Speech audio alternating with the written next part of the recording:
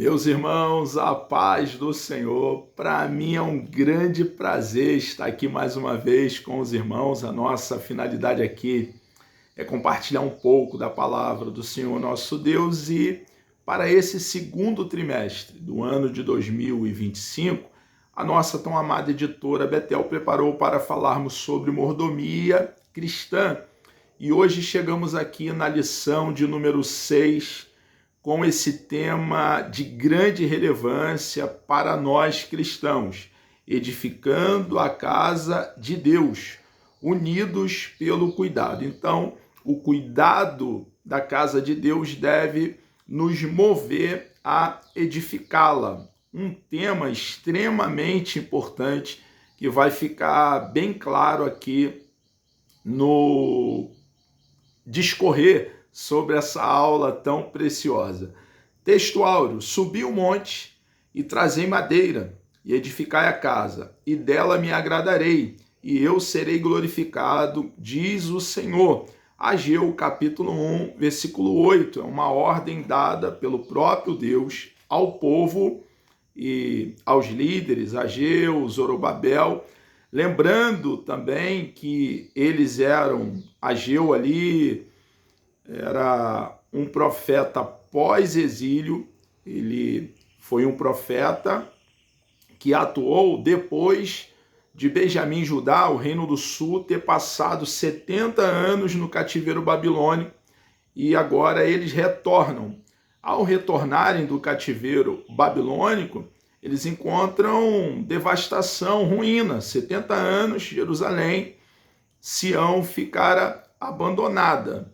E o templo também estava destruído. A princípio, eles, mão à obra, começa muito entusiasmo, trabalhando, mas quando nós trabalhamos para o nosso Deus, surge oposição. É impossível que não surja oposição. Mesmo que o que estejamos fazendo aos nossos olhos seja mínimo, mas surgirão oposições. Oposição dos de fora do nosso arraial, do nosso acampamento, de fora da igreja, e também oposição, infelizmente, é uma realidade, dentro do nosso acampamento, dos nossos arraiais, dentro da igreja. Nós precisamos entender que estamos fazendo uma grande obra e precisamos perseverar em oração, jejum, tomando tempo para buscar no rolo sagrado, nas sagradas letras, examinando-a diariamente, não a galope, não as carreiras, mas estudando com calma, e fazer a obra que foi colocada em nossas mãos para que seja então realizada. Surge a oposição ali dos samaritanos, eles queriam edificar também junto com os judeus, eles na ocasião eles não aceitam, e eles então, os samaritanos, influenciam o rei, governante que veio depois de Ciro, que foi o Artaxerxes. Então a obra ali é paralisada. Deus tem um plano ali naquela ocasião de que o templo seja edificado, levanta alguns líderes e está usando o profeta para trazer a verdade de Deus, o querer de Deus para eles nessa ocasião. É o cenário que nós estamos encontrando aqui na lição de número 6. Eles então ouvem a Deus, e é precioso. Os líderes estão motivados, o povo está motivado, tanto os líderes como o povo tem ali respeito, reverência a Deus e obedece a palavra de Deus e voltam a colocar a mão na obra. A obra é realizada a princípio, depois há uma paralisação, a obra da construção do templo, e agora eles então retornam. Sempre é necessário, irmãos, líderes para poder, usado por Deus, ouvindo a Deus, líderes espirituais, homens de oração, homens de estudo bíblico consistente, sistemático, minucioso, pormenorizado, estudo sério, para poder então com clareza trazer a vontade de Deus para nós, o rebanho. Foi o que aconteceu. Ali estava líderes para falar com a nação, despertá-los. E eles então agora põem a mão à obra e terminam o templo do Senhor. Era a vontade de Deus. A casa de oração é o templo, a casa de Deus. Deus se manifesta ali dentro do templo com a sua glória, o seu, como nós conhecemos, o som no hebraico, o kabod, ali Deus dando a aprovação àquilo que havia sido feito, e nós então precisamos entender que devemos cuidar da casa do nosso Deus. Tudo o que acontece aqui, nesse cenário pós-exílio, está para advertência nossa, para ensino nosso, de como devemos agir, e é uma lição extremamente importante. Verdade aplicada, movido pela palavra e a ação do Espírito, cada membro do corpo de Cristo deve estar comprometido com a edificação da igreja. É trabalho nosso. Está, então, contribuindo, ajudando com os nossos recursos financeiros. Entendendo que tudo que temos, irmãos, tudo que temos, nossa esposa, nossos filhos, aqueles que têm netos, nosso lar, o veículo ou a condição para a condução, para o ônibus, ou a condição para pagar um aluguel, tudo que temos, nosso emprego, o soldo, nosso Deus tem nos dado, e nós precisamos tirar uma parte para ajudar a obra do nosso Deus. O objetivo da lição são 3: reconhecer a necessidade de engajar-se no cuidado do templo, ressaltar que devemos priorizar as coisas de Deus e também saber que o cuidado com a casa de Deus deve ser constante. Quero ler com os irmãos o livro do profeta Ageu, capítulo 1, o versículo 2, depois do versículo 4 ao versículo 7 e também o versículo 9. Nos diz assim o texto sagrado: assim fala o Senhor dos exércitos, dizendo, este povo diz, não veio ainda o tempo em que a casa do Senhor deve ser edificada. O povo, então, estava ali e era uma ingratidão da parte do povo. Observe que é um Israel pós-exílio, são as duas tribos, Benjamim e Judá, o reino do sul, que foram ali invadido pelos babilônios e passaram 70 anos lá cativo na Babilônia. Ao retornar, irmãos, foi uma festa. O Salmo 126 deixa claro essa verdade. Eles estavam como os que sonham, como que não acreditando que Deus estava fazendo, permitindo o retorno deles. Claro que retornou uma minoria. Quando nós estudamos a palavra de Deus, está claro. Muitos ficaram lá porque eles não eram escravos, eram cativos. Lá eles fizeram transação comercial, casaram, deram-se casamento. Então muitos não quiseram voltar. Mas os que voltaram no festejo, uma alegria, louvores. As nações olhando, reconhecia que era Deus que estava fazendo coisas grandes por eles. E agora, ao contrário de terem um coração grato, estavam dizendo que ainda não havia chegado o tempo para a construção do templo. Então, Ageu é levantado, um profeta, um nabi, um homem de Deus, um porta-voz do Eterno, e ele traz essa mensagem de peso para o povo. É para vós tempo de habitar nas vossas casas estucadas, e esta casa há de ficar deserta. Eles estavam preocupados com a sua própria casa, o seu lar, e estava deixando a igreja entregue às moscas. Igreja no sentido aí de templo. O templo ali, lugar de oração, de congregar. Lembrando que a palavra igreja vem do termo eclésia. A definição de eclésia é congregação. Fala de reunião de pessoas. Todas as vezes que o Novo Testamento traz a palavra igreja, nunca faz alusão a vergalhão, cimento, pedra. janela, parede. Sempre faz referência a pessoas, seres humanos. Eles estavam então deixando ali o templo, o lugar que se reúne para dar continuidade, uma vida pia, uma vida de oração, de busca, semanalmente, largado ali em ruínas, estavam preocupados com o seu próprio umbigo, com a sua própria vida, quando deveriam priorizar a casa de Deus, buscando o reino de Deus, e Deus estaria acrescentando as demais coisas. Nosso Deus, ele nunca vai deixar de nos abençoar, irmãos. Nós precisamos ter o coração aberto para ajudar. Claro que em algumas ocasiões nós vemos muitos exageros. É uma petição de dinheiro de tudo quanto é lado e jeito. Cerca é absurdo, é um comércio da fé. Mas nós precisamos analisar, avaliar e ajudar.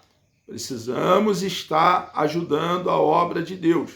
Não é porque no nosso meio evangélico existe alguns corruptos da fé que nós vamos então deixar de ajudar. O nosso compromisso é com o nosso Deus. Quando nós ofertamos, contribuímos com os nossos recursos financeiros, nós estamos fazendo para Deus, para a obra de Deus. Isso não fala de nós e o corrupto, aquele que vive à custa do suor alheio. Isso fala de nós e o nosso Deus, nós e a obra do nosso Deus.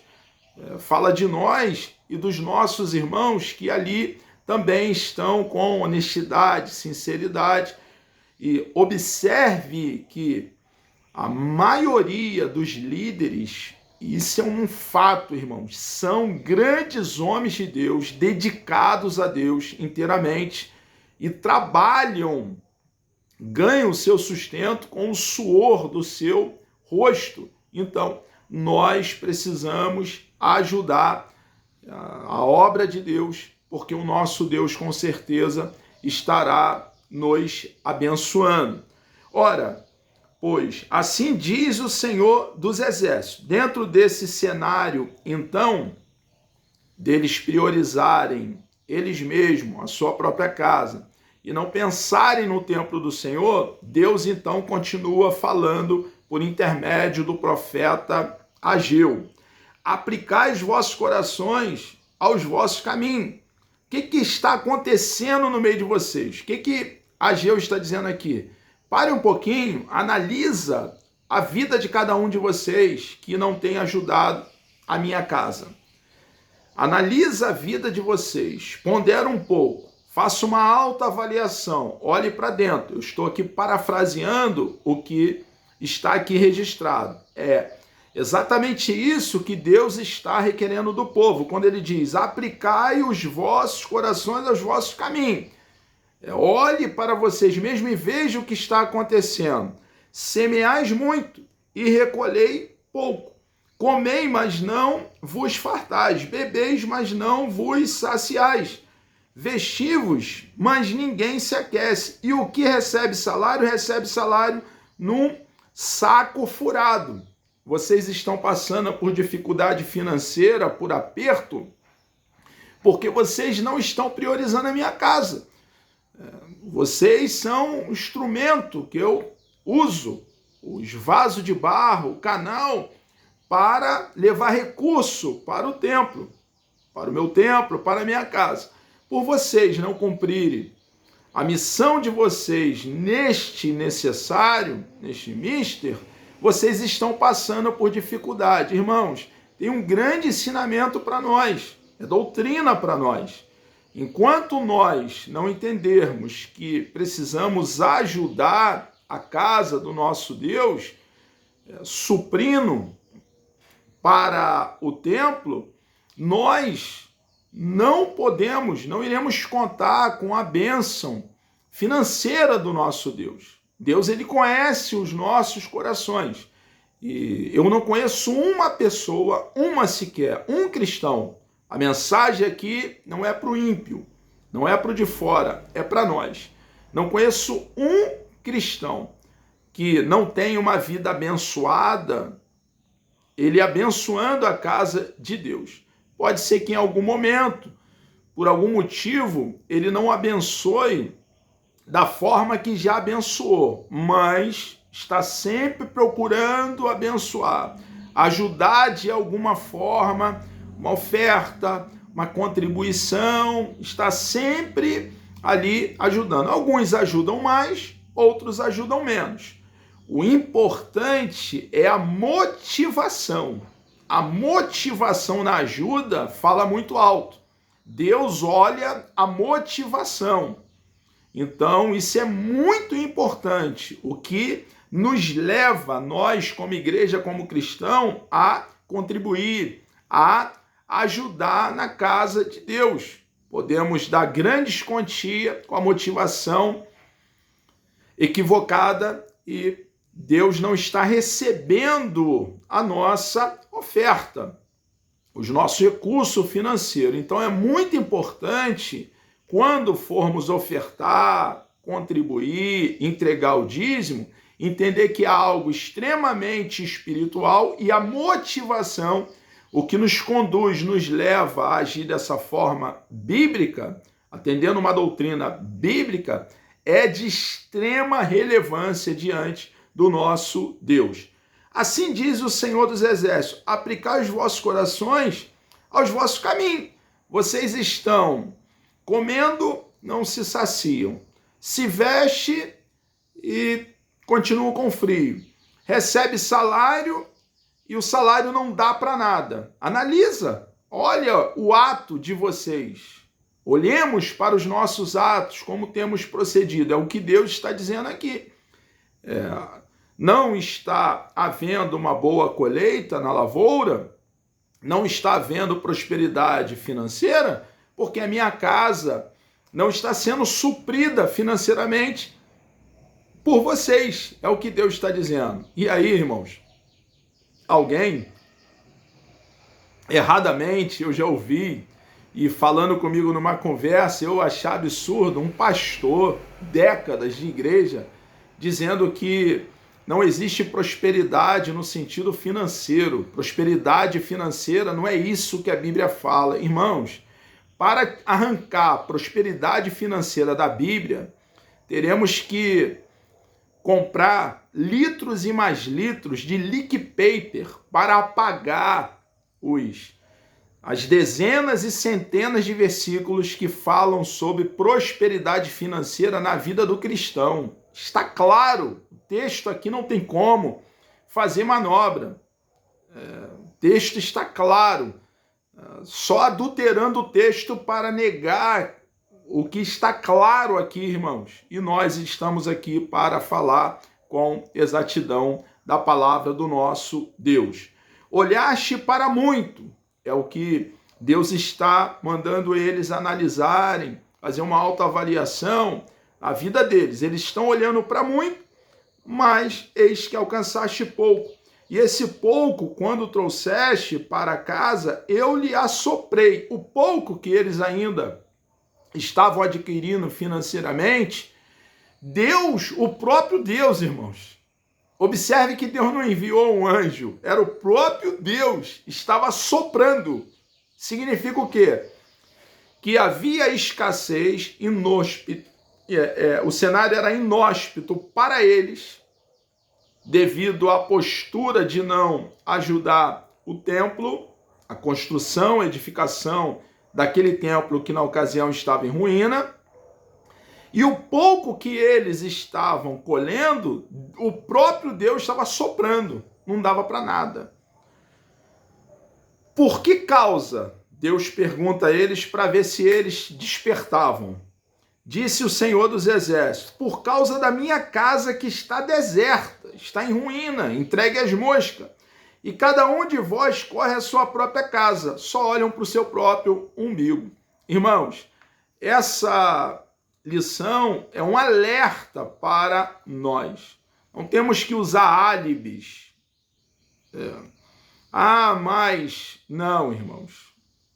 Mesmo que analisando, avaliando, e nós não estamos tolhido de pensar, o cristão é um pensador, entendamos o cenário caótico de corrupção, de agir de forma mercenária dentro da casa de Deus, a má administração dos recursos financeiros, nós precisamos, a despeito dessa verdade inegável, ajudar a obra de Deus.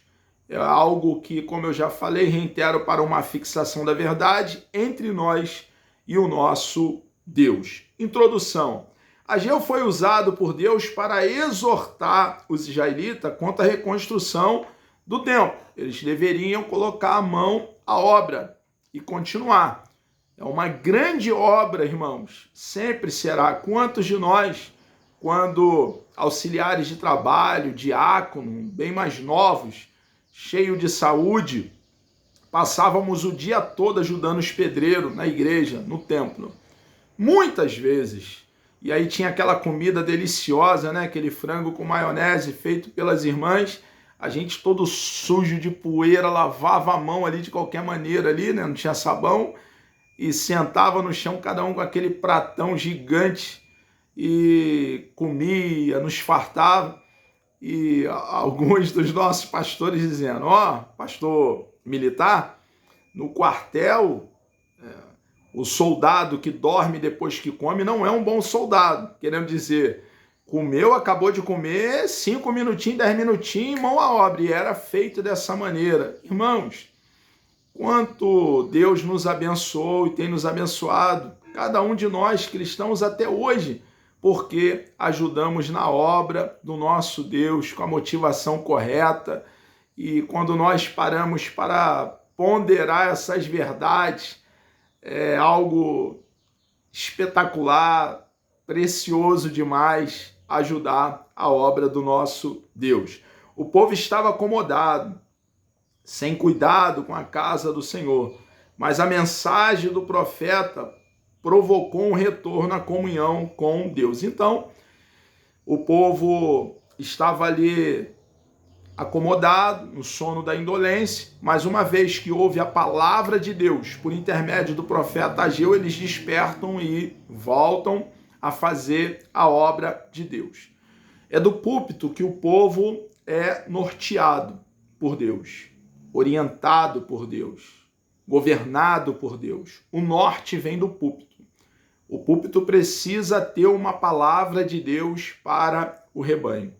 O rebanho, não tendo doutrina, ensinamento bíblico, palavra com consistência, com exatidão bíblica, o rebanho fica disperso.